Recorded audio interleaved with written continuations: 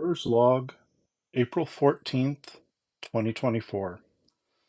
So came down after work tonight to check on how my brews were doing and found that three of them were definitely fouled at this point. These two were still bubbling, as you can see here. They just need to be cleaned out, but they were still bubbling.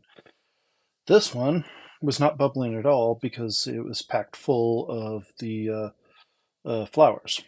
So I had already cleaned it, put it back on, and before I could even get my phone out to record anything, it's already starting to foul again. So as long as it's bubbling, I'm not too worried about it.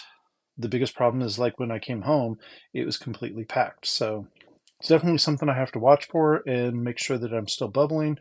But definitely my three need to make sure I give more headroom. I think I need to go back to trying to keep it to about in here is where the top is. I guess I've got lucky the last few times in that they haven't taken off and went gangbusters. So I think these two, once I clear them out this time, they shouldn't foul again. But three flowers, I'm not sure what to expect from it at this point, but it'll definitely require additional cleanings and to watch a lot more.